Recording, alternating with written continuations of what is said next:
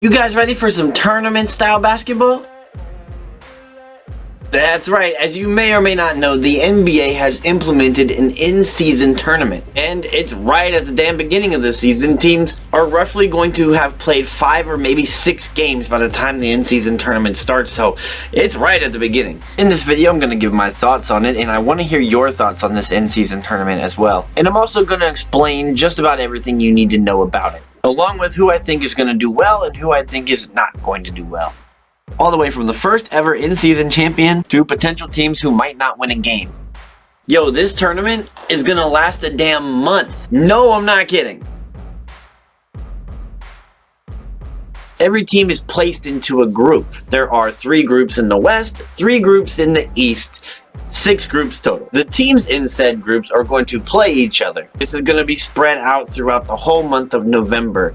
The damn championship is not until December 9th. The winner of each group will advance into what they are calling the knockout rounds. There will also be 2 wildcard teams who make it. 1 wildcard from the West, 1 wildcard from the East, from each conference, giving their 8 teams that make it to the knockout rounds. These wildcard teams are the teams with the best record from each conference that didn't win their group. There will likely be a tiebreaker in this scenario, so there's a bunch of different tiebreaker rules. And once we get to the knockout rounds, then it's single elimination from there with those 8 teams all the way down to the championship. Seeds 1 through 6 represent each of the 6 group winners. They will be decided by your group play record. After that, if tiebreaker, which there probably will be a tiebreaker somewhere, it'll go to point differential, then total points scored, and then they'll even go to the regular season record if they have to, in order to get the seeds 1 through 6 placed as orderly as they can. The 2 wild cards would be seen as like the 7 or the 8 seed. Each in-season tournament game will be played on Tuesday and on Friday, except for Election Day, because there's no games played on Election Day. That is until you get to the knockout rounds. The knockout rounds start on Monday, December 4th.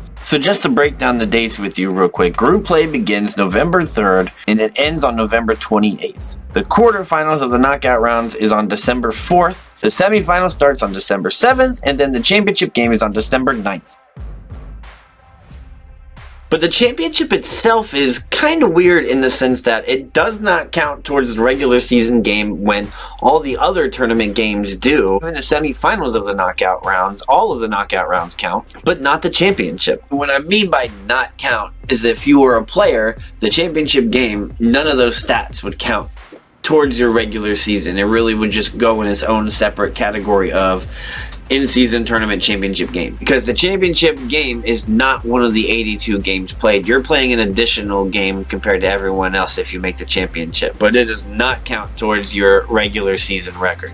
There will be a tournament MVP and there will be an all-tournament team. So in a way, it's really weird that it doesn't count towards anything that we've ever seen before. But it would also be pretty cool to be the most outstanding player of the first ever in-season tournament at the same time. Alright, now that we got the rules set, let's predict what I think will happen. To me, there are definitely stronger groups than others. We're going to start off in the Eastern Conference with the East A group. I think this is going to turn into a sneaky competitive group, especially if Harden is not back for this tournament. Cleveland already is also dealing with a bunch of different injuries. Detroit is scrappy and they will want to prove themselves. And then you have Atlanta, who they seem to thrive in this type of environment. And because, in my opinion, that East A group is the strongest group, makes me think that the wild card will not come from this one. I think this comes down to Cleveland at Philly, and I'm going to go with Cleveland with the upset and wins the East A. Moving on to East B, and I see this as a 3-team race in my opinion, and I think that the wild card in the East comes from this group. Middleton for Milwaukee is not healthy, at least not 100%, but Dame and Giannis are going to want to win this, especially with Miami being in this group. And I think that they will. I think they will assert their dominance on most of the teams in this group. So I've got Milwaukee to come out of the East B, and I have Miami as the wild card team. They've proven they can beat any team in this group. And Miami gets that Milwaukee game at home. Same with the Knicks game. For East C, I don't mean disrespect to any of these other teams, but nobody in this group can mess with Boston right now. Honestly, Orlando probably has the best chance. Even though it should be Chicago, they've already got some problems going on. So I'm going to take Boston to run through this. I think everyone else on the planet will too. Shifting over to the left, I see this is a 2-team race, basically. It does suck that John Morant will not be a part of this, or this would be a much more electrifying group. That Lakers at Suns game will be for the group, I believe, and I think the Suns are going to take it. And that's if Beal comes back for the tournament or not, in my opinion. So I got Phoenix coming out of this with the Lakers being a potential wild card. West B is a very good group. Don't know how the defending champions got lodged into this one. The Pelicans and the Clippers have gotten off to good starts. Hell, the Mavs have too. I'm not gonna go against Denver though, especially not right now. They're fully healthy, their youngs look like they're gonna fill in for the couple pieces they lost. Denver is still the class of the West. They will win this group. I'm gonna say though, I'm not surprised at all if they don't win this. They may not even care about this, but if they do care, they're gonna win it. And then in Group C, I think this is the toughest one to come out of. Out of all the groups, I think this will be the most competitive one. Just getting to have the Kings and the Warriors in the same group alone is just tons of fun. But we get Wemby and Chet Holmgren also, Anthony Edwards and Towns in Minnesota, who beat the Thunder in the play-in rounds last season. I seriously don't know where to go with this one, so I'm going to take the Warriors for the simple fact that whenever it's tournament or playoff time, this team is capable of doing whatever they need to do. Until I see otherwise, and trust me, as a Thunder fan, I'd like to see otherwise, I have to go with Golden State. But I don't think a wild card comes from this because it's so competitive. Give me the Lakers to be the wild card. They have a much easier schedule than, say, the Clippers or the Kings. Not to mention, I also just got the news that De'Aaron Fox has a sprained ankle and will likely miss some time. So for the knockout rounds, I have the number 1 seed, the Celtics, playing the number 8, the Miami Heat. Number 4 seed playing the Suns versus the Warriors. 3-seeded Bucks versus 6-seeded Cavs. And number 2 seed Nuggets versus the 7-seeded Lakers. And I gotta tell you, I am here for all of that. I'm here, I'll take the Celtics to win, the Suns to win.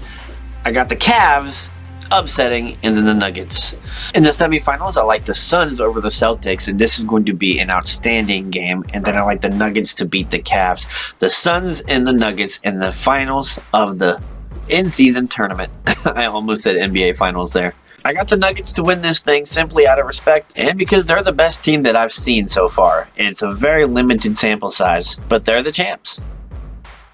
Having said that, there's a chance that this backfires on me and the Nuggets do not take this one as serious as they should because they're more worried about playing in the playoffs later down the road. Which is why it would not be totally crazy to see a younger team come out of this or go far. And even if the players weren't motivated to win this in-season tournament, they are motivated by money, and I believe that they get some kind of money prize. If they make it to the knockout rounds, that is. Overall, I think this is a good thing. I think they see college basketball in March Madness and they want to kind of clone this a little bit. I think this is not a March Madness style tournament, obviously. They're 2 teams short of being able to do a 32-team single elimination tournament. Maybe in the future, when they add 2 more NBA teams, we could see that. I think that'd be a wonderful idea. It gives the fans a better quality of basketball to watch, and we can really root for our teams even more than we would normally do on a regular Tuesday night. And it gives the players more to play for as well. So I think, why not? These regular season games are going to be played anyway. Let's put some more on the line for it. Can't have it go over a month though. That's my only thing about this tournament. Overall, if you can make this 2.5-3 week thing, I think then you really got something. This is not the playoffs, but it might end up feeling like it. Teams want to win this and the playoffs. I think it would be cool to have an NBA Cup for the in-season tournament and also a ring to go with it in the same year. Did you imagine being an NBA Finals MVP and being the MVP of the in-season tournament? That's pretty cool, especially the first one ever. But I don't know, what do you guys think? I think the better quality of basketball with more on the line that we get, the better that it is. That's going to do it for this video. There's plenty more NBA stuff coming out here soon. Let me know in the comment section below what you think about these topics. And make sure that you're subscribed for more of America's Sports.